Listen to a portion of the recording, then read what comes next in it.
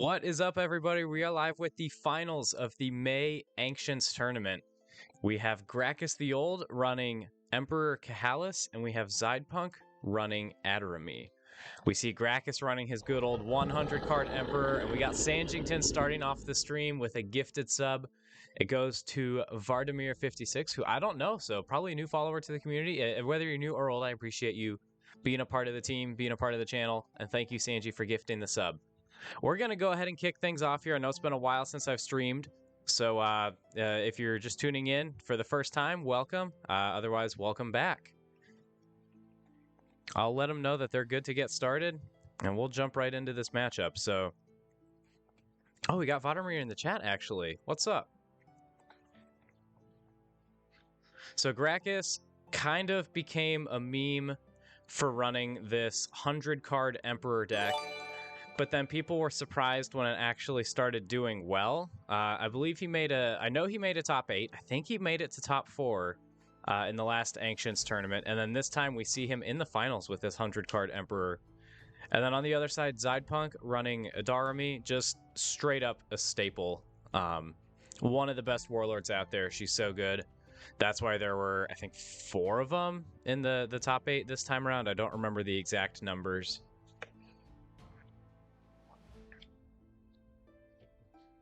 So we'll go over each warlord, but we got Emperor Kahalis starting with a Medusan Lord's Gambit. So he's going to have to start strong with Attribution. Being a pretty blitzy warlord, he's going to go after Brother Domini, and Glenn the Blaze, probably a good choice there. And Zydepunk not rolling well off the start. He gets a 1 for initiative and then 2 and a 4. So that is a pretty strong move from Gracchus right off the bat. So they jumped into things really quick. Let's look at these warlords. Emperor Kahalis is a level 5 Deverinian wizard with Scribe. You have +1 hand size for each spell scribed to Kahalis up to +3. An order once per turn, discard a card. The next spend order spell Kahalis casts this turn does not require spending as a cost. So even though he spent for that Medusan Lord's Gambit, he could very easily play something else again this turn. But he will be unable to, move up and cast something unless he has something along the lines of a jump. Attribution, Free Kingdom's Warlord.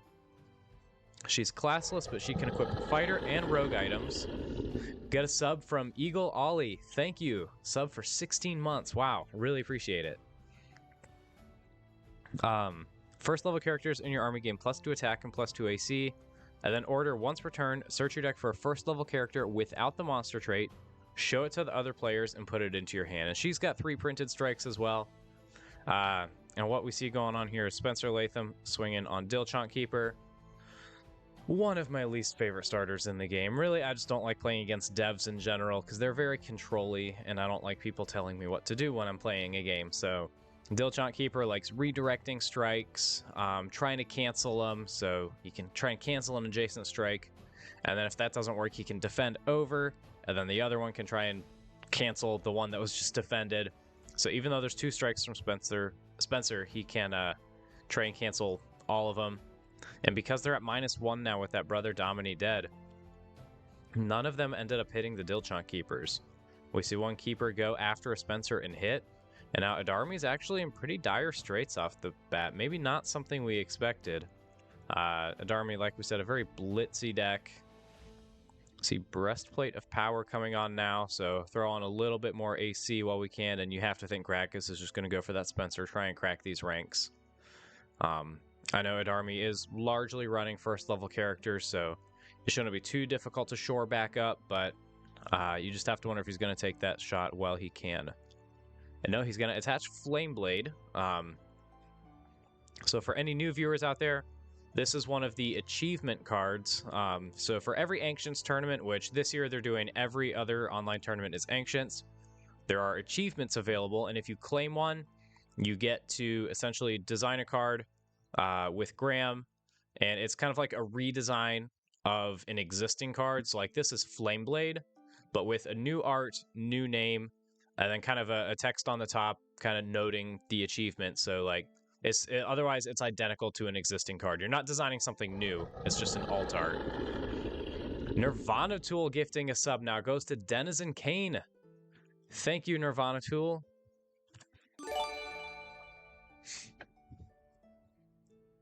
So this Flame Blade, this is a very good card in Emperor.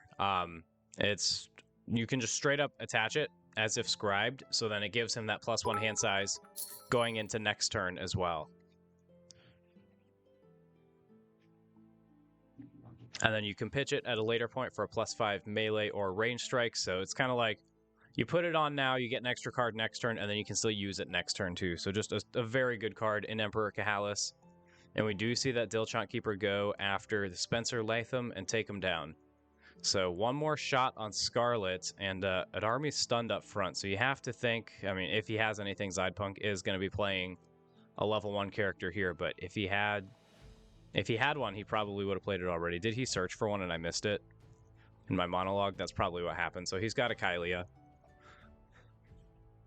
So he can't, Gracchus can't take down the Rakes with just the Dilchant right now. But we'll see what else Zydepunk has in hand. Yeah, and they said Emperor can't blitz. Exactly. Getting that MLG, taking the 2 strikes off of Glenn the Blaze, the buff off Brother Domini. I mean, that was huge for Emperor right off the bat.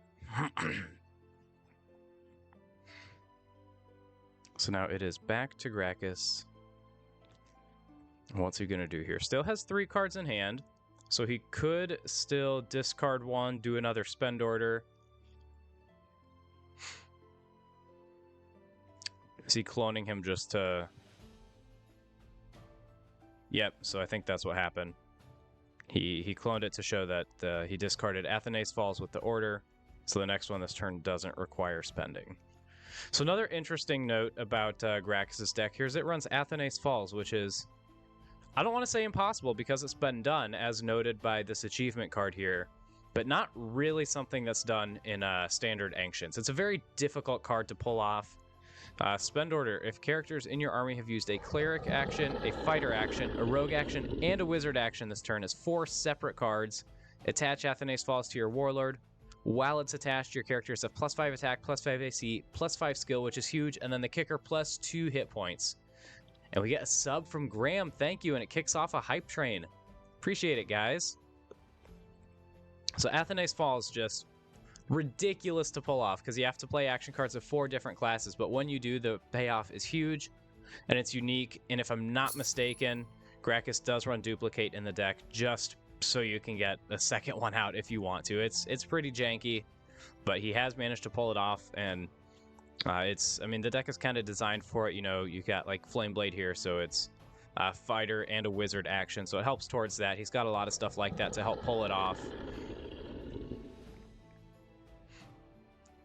So we see a Brother Domini and a Jal Forsyth, sorry. And then Kylia Smythe. So Gracchus is going to play Call Lightning, using his no longer having to spend for an order ability. But that is going to get exhausted by Brother Domini. And you have to wonder, I mean, Gracchus must have had movement in hand then to be able to... I mean, that would have been huge if he could have come up and done 3 more range strikes, but... Either way, he could still possibly move up this turn. He's definitely not going to pop that Flame Blade at end of turn for just a strike, so he can get that extra card. Next turn, Kylia is able to pull up a Justinian. Justinian, another one I don't like, because I always seem to roll just like 1 over what I need to hit when I'm taking them out, and then they just subtract it, bring it down to 1 under.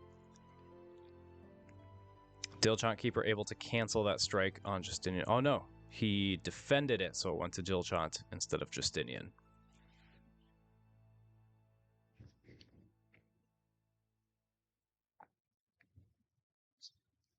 So Zydepunk definitely making a little bit of a comeback here. He's shored up that first rank.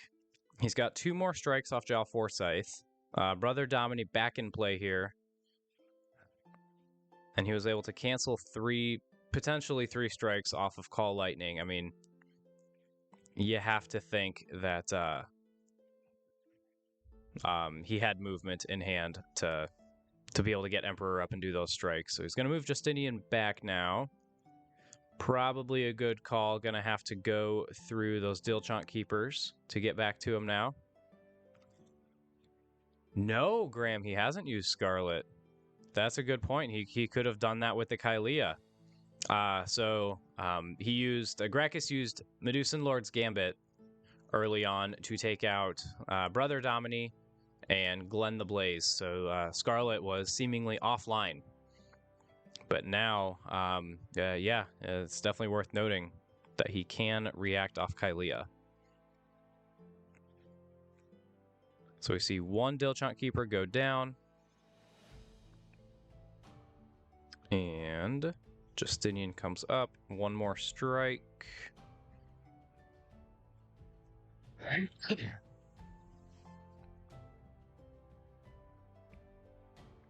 It's got one more strike. Oh, it's going on the Dilchant. Okay, I guess, yeah, I wanted to get rid of that canceling and redirection, but not quite able to get there.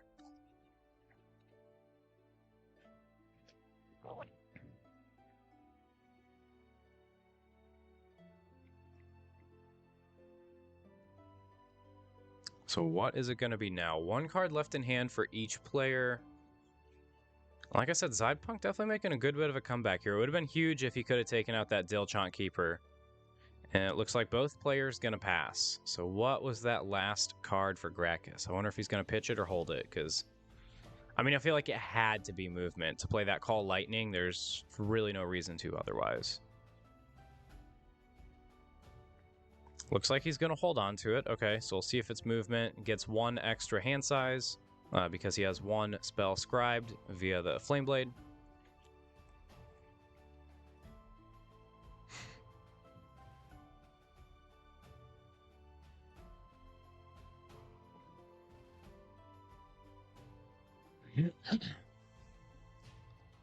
Alright, so Zydepunk has initiative this time around. Now, I wonder if Kylea is just going to go take a shot at Justinian there, try and pull him up, thus bringing Emperor forward as well. Ooh, Graccus is going to double Justinian to make sure that he gets initiative.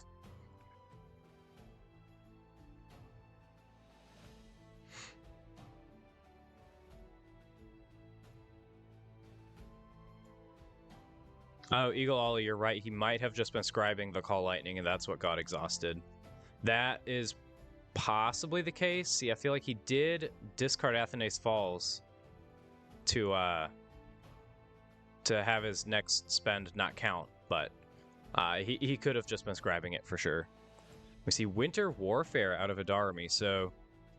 Okay, so what did we miss? Graccus played Wanderetch, and then Adarami played Winter Warfare, and then Graccus played Ged Morak. Now Kylea is going to go for Justinian. So let's read Winter Warfare, because this one is also a staple in Adarami. So Spend Order, it's Warlord only. Level 3 classless Spend Order until end of turn. Characters may not move unless maneuvering or falling forward to correct illegal ranks. Ready characters falling forward become stunned. Spent characters falling forward become stunned, if not already stunned, and suffer 1 wound. Okay. So yeah, that could be brutal if he's able to break through Graccus' ranks here. And it looks like he is going to pull that off.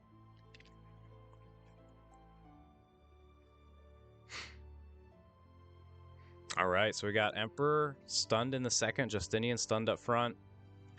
I think his whole army is going to be stunned now. Shouldn't Wanderetch fall to 3? Yeah.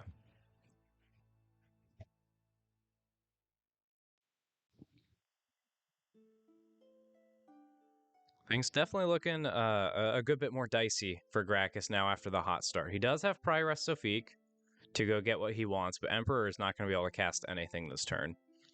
And Winter Warfare, just such a staple in an Adarami deck because, you know, you have all your level 1s that you're playing up front. You're not really concerned about coming forward, but I mean, if you can, even just stunning somebody is huge, let alone just putting free wounds on them too. So it's such a good card, especially in a Weenie Blitz deck like this. So Prioress Sophique, she has a Daybreak React, which it is not, so we'll read the Nightfall. After she enters play, if it's not the first turn, search your deck for a card and put it on top of your deck. So it's not something Graccus will be seeing this turn. Can't see it next turn, but we're going to see Kylea now. Spend Order, take a shot at Emperor, and that will hit. Okay. Why? Oh, I suppose. So she takes out the Justinian. Emperor comes forward, suffers a wound automatically. And he's going to play the conscripts from his hand, getting it into play for free. So I was wondering why he wouldn't just spend order for the +2, pull Emperor forward, you get a strike anyways, but that's right, because if he falls, he suffers a wound from Winter Warfare. And then now you see the whole army obviously stunning up, suffering wounds. So Scarlet just, I mean, it's just pot shots on Emperor now. With Brother Domini, that's going to hit.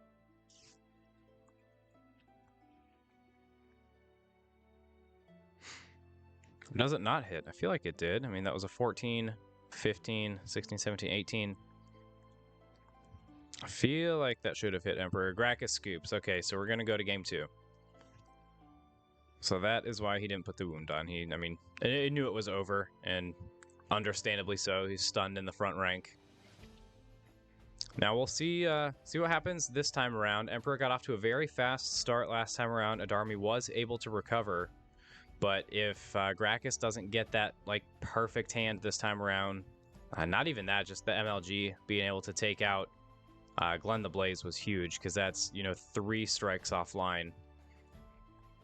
Whereas if Zydepunk is able to pull off Glenn the Blaze this time along with Scarlet, that's a lot more momentum, bringing in already powerful Adarmi deck further forward. But Gracchus gets a nat 20 for an ish, so if he gets what he needs here, he can take another pot shot at Glenn the Blaze. Got Midge in chat, what's up?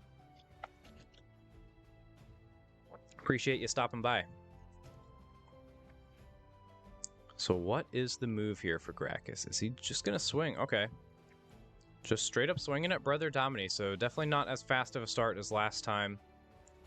So I have to imagine first action from Adarmi is going to be that Glenn the Blaze Scarlet, but we'll see what this strike does first, and that is going to hit. It was a 50-50 shot there, assuming he committed both Justinians to it, but doesn't end up needing either of it. So these Glenn the Blaze shots are just +0s, but the Dilchant Keeper react to cancel is only after a melee strike. So that is going to get through a little bit of the protection that Gracchus has lined up as well. Got a Devs fan in the chat. First time chat from Mr. King Sevens. What's up? Thanks for checking out the stream. So Gracchus is defending to the spent one and does not get it.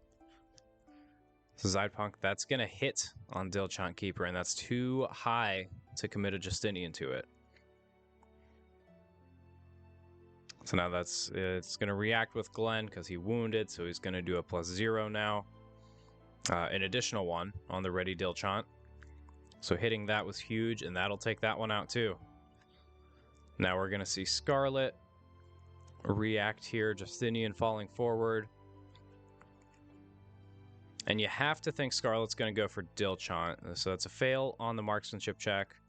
But I feel like it's going to go for Dilchant just because, it is a range strike, not a melee. I mean, I could go for Justinian too, since Dilchant can't redirect it.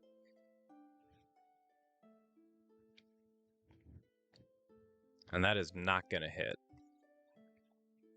So 2 Dilchants down, but definitely not out of grasp for Gracchus here. See if he's got some characters to maybe bolster the ranks. We see Stone Skin. So spend order, target a character in your army, and attach this card to the character.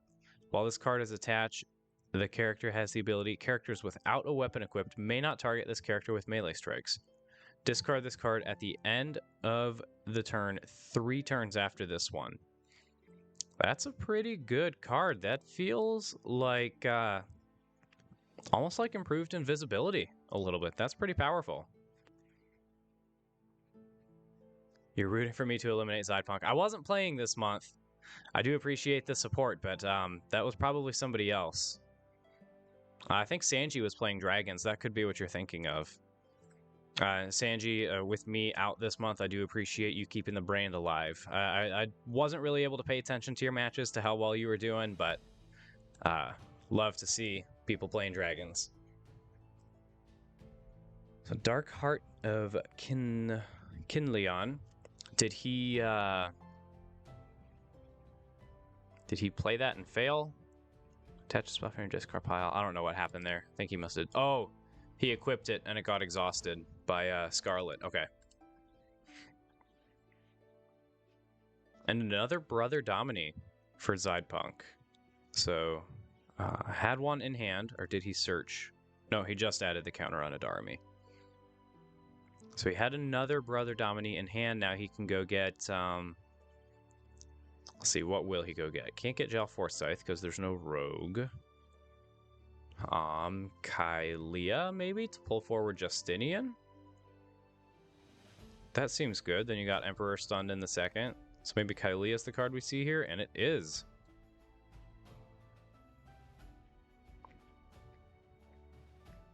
I feel like range strikes are going to have to be the name of the game now with that stone skin attached. That's a really good card, and not one that sees a lot of play. That's a nice find by Gracchus there. So we see Necklace of Spell Storing on Emperor, gives him Scribe at +2 to his already Scribe +4. So that's going to put him at a 3 or better. It has React once per turn after this wizard casts a non-scribed spell. Succeed with a Scribe check to attach it as if it had been scribed.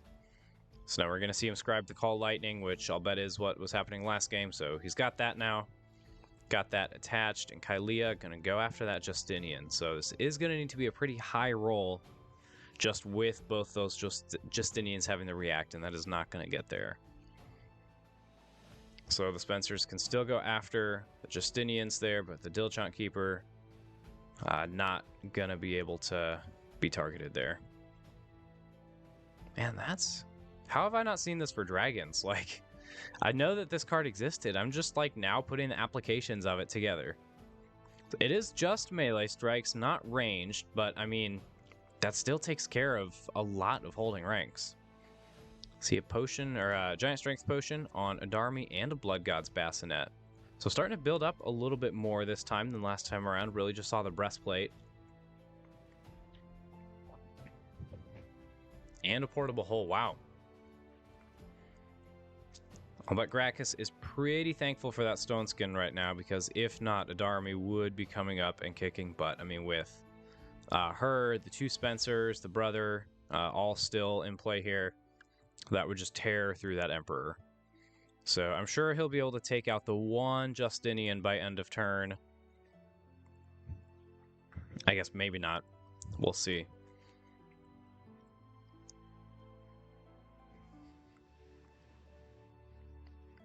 Yep, so there goes the one Justinian, and then I imagine both players are going to pass, and that'll be turn.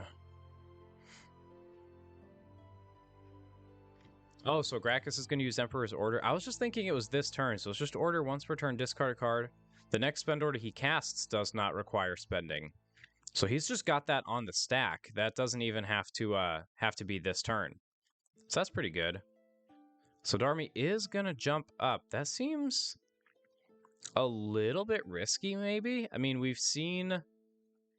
know Emperor just has all sorts of assortment of spells in his deck. He's going to pitch the Portable Hole for a card. Maybe he's hoping to grab a weapon here. I know Adarmi is a really common deck. I don't know offhand what weapons she has in her list. Commanding Presence, not bad, but again, can't get through that Stone Skin. Now we see both players pass, so... Oh, Black Steel Daggers, sure. Yeah, that's a really good one, so... if he can get that, that's probably game over. I mean, either way, Gracchus kind of feels like he's backpedaling a little bit here. That Stone Skin's really the only thing keeping him alive. And I feel like he'll keep that Kylea up and ready just in case Emperor tries to move forward for rain strikes. Whereas if you use it to pull the Justinian forward, you don't have a whole lot that you can do. I almost wonder, too, if he'll move up Glenn the Blazing Scarlet this turn. Oh, wait, no, because, I mean, you can do rain strikes on the Stone Skin. That's right. I'm dumb.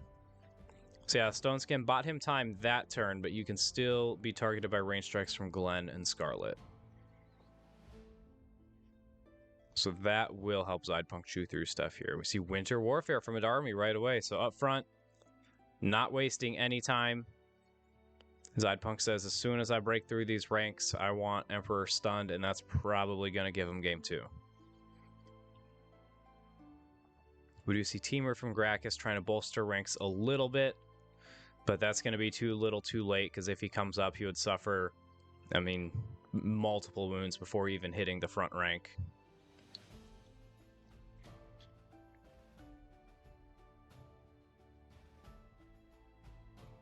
So what's it gonna be, Gracchus?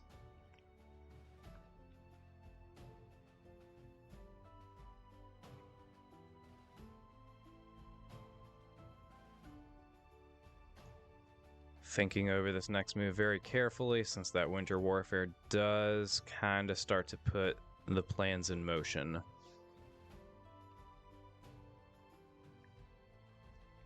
So Glenn does just take a +0 at Dilchant. Scarlet takes a +3 with marksmanship, so it's not a guarantee that he'll get through it this turn.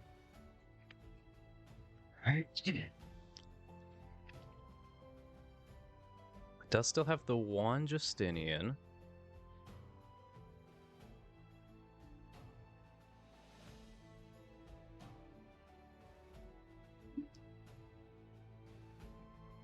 Gonna equip a Flame Blade onto Emperor. Okay.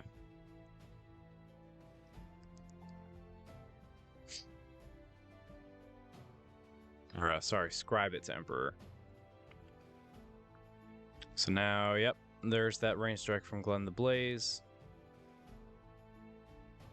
That's gonna miss. So now we get marks from Scarlet. Needs a 12 for marksmanship.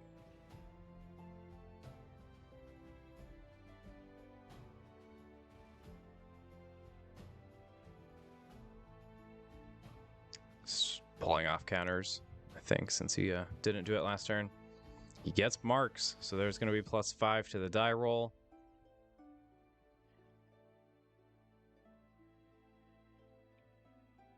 And where is it gonna... Well, I mean, we know where it's gonna go. Where's the roll? That's what I'm thinking. That'll get it, and that is out of reach of Justinian, too. So that'll take out the Dilchant Keeper, that'll take out the Stone Skin, and that completely opens the floodgates for Adarmi. Justinian's gonna stun up, Emperor stuns up, and then Temur will stun to 3. If he takes out that Justinian, then Emperor will suffer a wound and it'll be pretty much the same position he was in last game. Emperor stunned, not a whole lot he can do. Adarmi hasn't searched for level 1 this turn. We've got a Conscripts for free. And a Ged Invictus from Gracchus. We know that's one of his favorites. It wouldn't be a trip to the championships from Gracchus without at least playing him once. But we're going to use Spencer, try and take out that Justinian. Not going to get there. Got a +2, and that will hit. So we got Emperor once again stunned up front with 1 wound on him, thanks to Winter Warfare.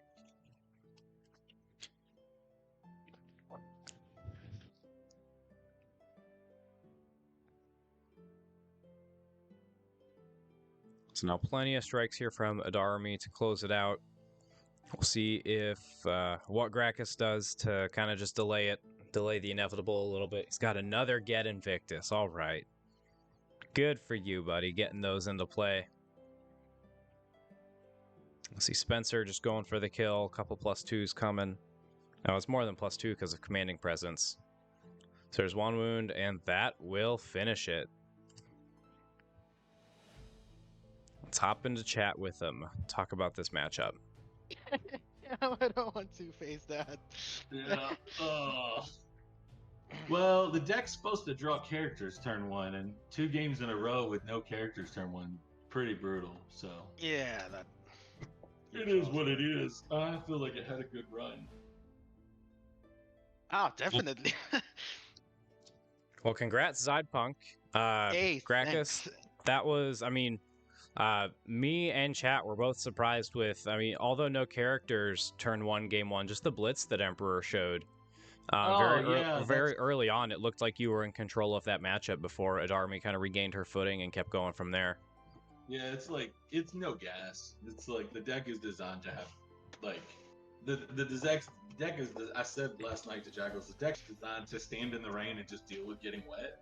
So, like, not, like, that's the whole reason it's 100 cards, is so that I can, you know, draw 2 or 3 characters turn 1, and having 1 level 5 that's not playable in my opening hand whenever there's, I think it's like 38 level 4 3 hit point characters in the deck. It's pretty That's brutal. yeah. Well, a blizzard is no rain. Yeah, it's true. There you go.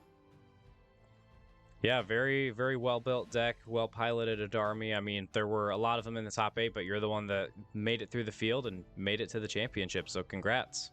Oh, thanks Yeah, a lot. congratulations, man.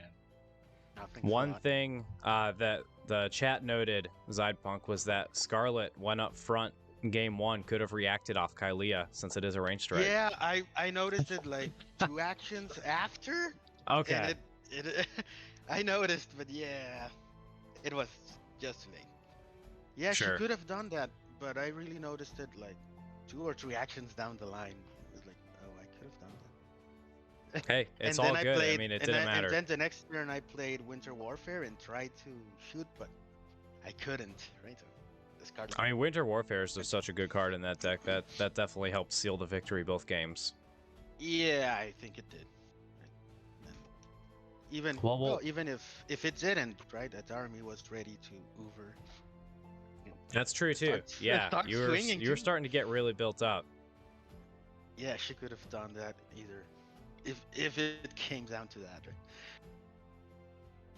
Well, we'll go ahead and wrap this stream up. We'll hop into a giveaway. So if you're in chat, now is the time to start chatting to be entered into the giveaway. I see we still got about 10 people hanging around.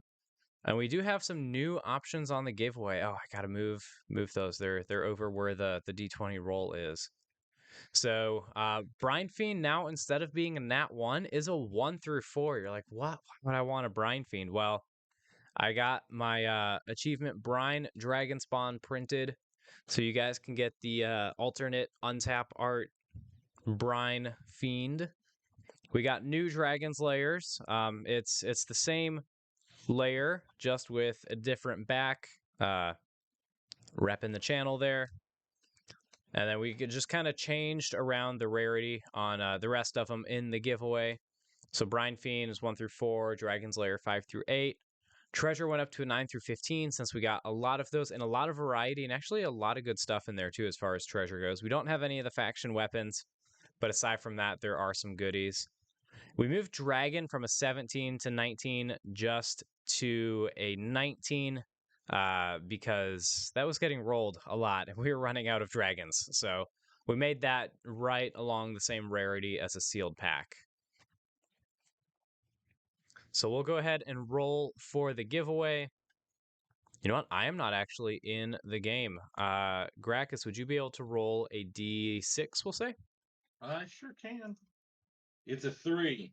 3, so that'll go to Eagle Ollie, who is just now cheering bits as well. So do you want to roll a D20 now? We'll say Zydepunk since you won. We'll take that duty away from Graccus. There you go. That's a 12. 12. So that's going to be a treasure for Eagle Ollie. Hope it's a good one. Let's see. It is just a masterwork armor, so not one of the better ones. I'm guessing you'll want that added to the horde. Reach out to me on Discord if for whatever reason you want the masterwork armor, and we'll definitely send it your way. Yeah, horde, that's what I thought. So a level 5 fighter item, plus 2 AC. It's an armor treasure. This character gains an additional plus 3 AC while spent. Maybe one of those that saw some play back in the early stages of the game, but by no means a staple today. But that will go ahead and wrap up the stream. Huge thanks to Graccus and Zydepunk for letting me watch and broadcast your match and planning accordingly. Yeah. I mean, I'm happy it worked with everybody's schedule. That you guys were so flexible with timing and that I happen to be free tonight. That really worked out. And congrats to Zydepunk for being the May Ancients tournament. Or tournament champion. Yeah, congrats, man. It's crazy. Welcome back to the game. Oh, thanks. And then thank you to everybody who watched live on Twitch or watched the VOD later on YouTube. Thanks to everybody who gifted subs and subbed themselves and for cheering bits, getting that hype train going. Really appreciate you guys. Couldn't do it without you. Be sure to stay tuned next time for more Warlord content. Peace.